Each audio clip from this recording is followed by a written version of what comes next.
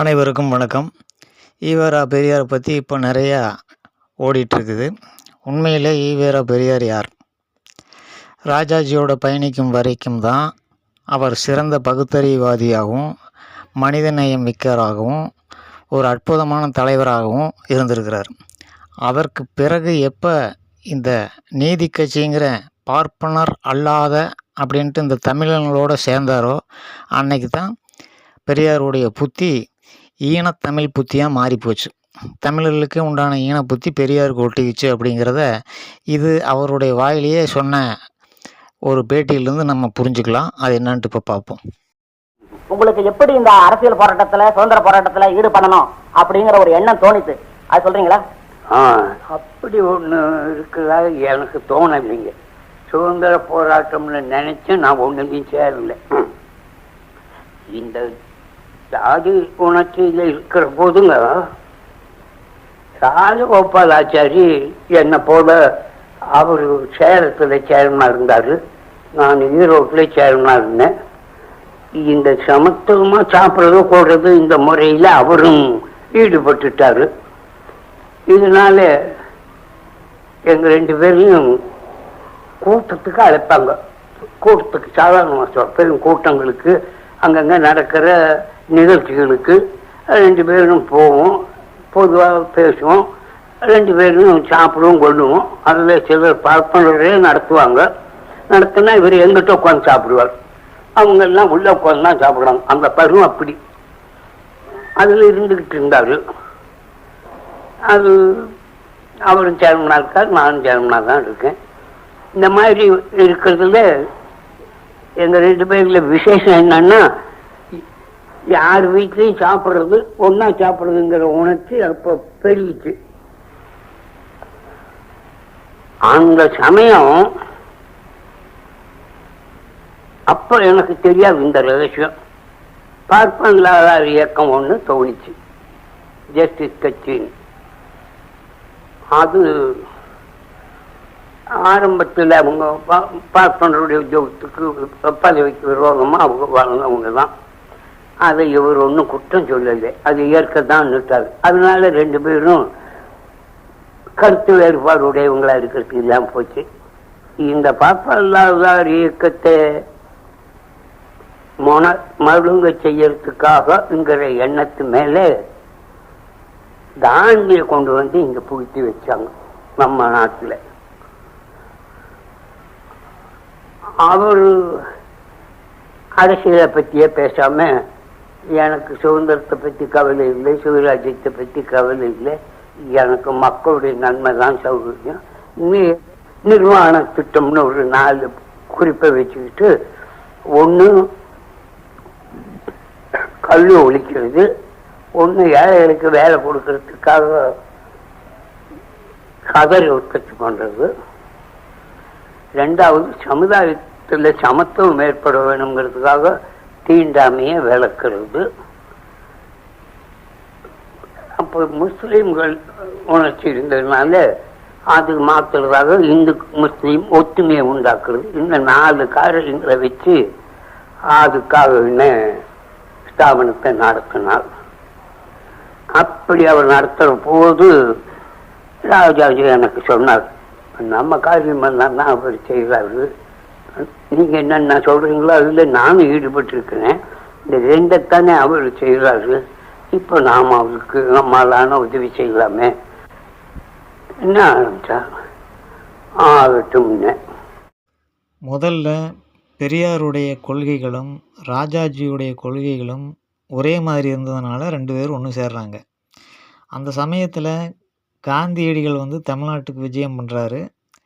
அப்போ அவருடைய கொள்கைகளும் இவங்க 2 பேருடைய கொள்கைகளும் ஒரே மாதிரி இருக்கிறதுனால இவங்க அதை ஆதரிக்கிறதுன்ட்டு முடிவு பண்ணியிருக்கிறாங்க.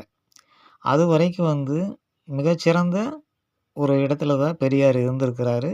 அது வரைக்கும் அவர் மேலே எந்த ஒரு குற்றமும் சொல்ல முடியாத அளவுக்கு அவர் இருந்திருக்கிறார். அதுக்கு பிறகு இவர் சேர்மன் பதவியிலிருந்து விலகி நாட்டு மக்களுக்கு, அதாவது சாதாரண மக்கள் மேலே பிரிட்டிஷ் அரசாங்கம் பொய் கேஸுகளை போடும்போது அதை வாதாடுறதுக்காக தமிழ் வக்கீல்கள் தேவைப்படுது. அந்த தமிழ் வக்கீல்களுக்காக இவர் தேடும் பொழுது பொள்ளாச்சியிலிருந்து சீனிவாச முதலி அப்படிங்கிற ஒரு தமிழனை கொண்டு வந்து இங்கே வச்சோடனே அவன் தன்னுடைய தமிழ் புத்தியை காமிச்சிட்டான் அப்படிங்கிறது பெரியாரே சொல்கிறாரு, கேளுங்க. இங்க ஈரோட்டுல தமிழ வக்கீலே இல்லைங்கிற காரணத்தினாலே யாராவது ஒருத்தர் தமிழரை கொண்டாடணும்னு கோயம்புத்தூர்ந்து வக்கீல்களை கொண்டாடுவேன். எனக்குள்ள செல்வாக்குனால மக்களுக்கு வக்கீல் அமைச்சருக்கு கொடுறது இல்லை. அந்த முறையில் ஒரு ஆளையே வர சொன்னேன் நான். சம்பந்தம் மொழியார் வேணுகோபால் ரொம்ப பெறணும், நீங்கள் யாராவது இங்கே வாங்க, நமக்கு ரொம்ப செல்வாக்கு. இங்கே நாங்கள் இங்கிருந்து போனால் மட்ராஸ் போகணுமே தவிர இங்கே வர முடியாது, உனக்கு யாரையாவது ஒன்று வேண்டாம் நான் தவிச்சு கொடுக்குறேன்ட்டு சீனிவாச மொழின்னு ஒரு ஆள் பொள்ளாச்சியில் பொழப்பு இல்லாமல் உட்காந்துக்கிட்டு ஏதோ வாழ்ந்துட்டு இருந்தார். அவரை கொண்டாந்து ஈரோட்டில் போட்டோம். அவர் இங்கே வந்தார். ஈரோட்டில் வந்த அன்னைக்கே சேர்மன் ஆக்கி வச்சோம். அவர் சேர்மனில் காசு வாங்க ஆரம்பித்தார். அது எனக்கு கொஞ்சம் விரோதமாக இருந்து கண்டித்தேன். நமக்கு விரோதமாக ஒரு கட்சி உண்டாக்கிட்டு அவர் வேலையை பந்தோபஸ்து நம்ம லட்சியம் பண்ணாமல் இருந்தார். மக்களுக்கு சேவை செய்யறதுக்காக பொள்ளாச்சியிலேருந்து இந்த சீனிவாச முதலியை கொண்டு வந்து இவர் தன்னுடைய பதவியை ராஜினாமா பண்ணிவிட்டு அந்த பதவியில் சேர்மன் பதவியில் அந்த சீனிவாச முதலியை உட்கார வச்சிருக்கிறார். அவன் தன்னுடைய தமிழனுடைய அடிப்படை புத்தின்னு ஒன்று இருக்குதுல்ல, தமிழர்களுக்கே உண்டான நன்றி கெட்டதனம், நயவஞ்சகம், நம்பிக்கை துரோகம், இதையெல்லாம் அவன் செஞ்சுருக்கிறான் அப்படிங்கிறது பெரியாரே சொல்லியிருக்காரு. நீங்களே கேளுங்க. இந்த சேர்மன் ஆன போது இந்த ஆள் என்னை பற்றி எதிர்ப்பு தெரிவித்தார். அப்போ சர்க்காருக்கு உத்தியோக உரிமை இருந்தது. ஒரு சேர்மன் ஒருத்தனுக்கு ஆனால் அதை கெசட் பண்ணலாமா இல்லை விசாரித்து தள்ளி போடலாமாங்கிற உரிமை வச்சிருந்தான். அந்த முறையை உபயோகப்படுத்தி இவன் ரவுடி, இவன் அப்படின்ட்டு என் பேரில் கண்ணா பின்னான்னு எழுதி கேஸ் கொடுத்துட்டான். அந்த கேஸ் விசாரணையாச்சு. அந்த விசாரணையின் போது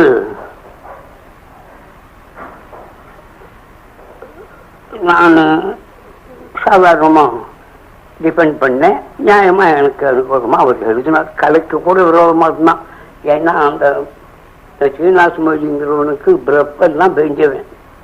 அவன் பேச்சை கேட்குறவன் கலெக்டர் வந்தான். அவன் பேச்சை கேட்டுக்கிட்டு சொன்னான் அவனும் இவன் ஆகாதுன்னு.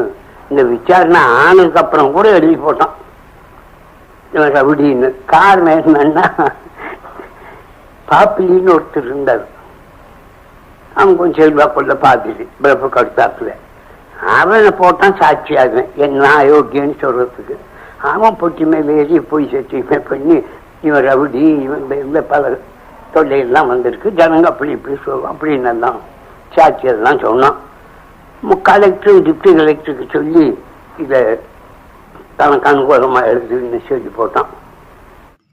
வீரபாண்டிய கட்டபொம்மனை எட்டப்பம் காட்டி கொடுத்தாங்கிற மாதிரி பெரியார் இந்த சீனிவாச முதலி அப்படிங்கிறவன் தான் போட்டு மாட்டி விட்டுருக்கிறான் பிரிட்டிஷ் அரசாங்கத்தில். ரவுடி அப்படி இப்படின்ட்டு பெரியார் மேலே கேஸ் போட்டு ஆடாத ஆட்டமெல்லாம் இந்த தமிழ் சீனிவாச முதலி நடத்தியிருக்கிறான் அப்படிங்கிறது பெரியாரே சொல்லியிருக்கிறாரு. இப்போ தெரிஞ்சிருக்கு தமிழனுடைய யோக்கியதை என்னன்ட்டு. இவர் போய் தமிழனுக்காக பாடுபட்டாருங்கிறத வெக்கக்கேடு. அதையும் மன்னித்து அவர் மறுபடியும் தமிழர்களுக்காக பாடுபட்டுருக்கிறாரு. அதை நம்ம என்ன சொல்கிறது, இதெல்லாம் வந்து இந்த காலத்தில் இருக்கிற முள்ள மாதிரி நாய்களுக்கு அது புரிய மாட்டேங்குது. தமிழனோட எப்போ சேர்ந்தாரோ அப்போ தான் கெட்ட வார்த்தையில் பேச ஆரம்பிச்சிட்டார் அப்படிங்கிறது நம்ம இந்த பேச்சிலிருந்து நம்ம தெளிவாக தெரிஞ்சுக்கலாம். இது 71 கொடுத்துருந்தாலும் எவ்வளோ பக்கமாக அவர் சொல்லியிருக்கிறாரு அப்படிங்கிறத நம்ம தெரிஞ்சுக்கிட்டோம். நன்றி. இன்னொரு வீடியோவில் பார்ப்போம்.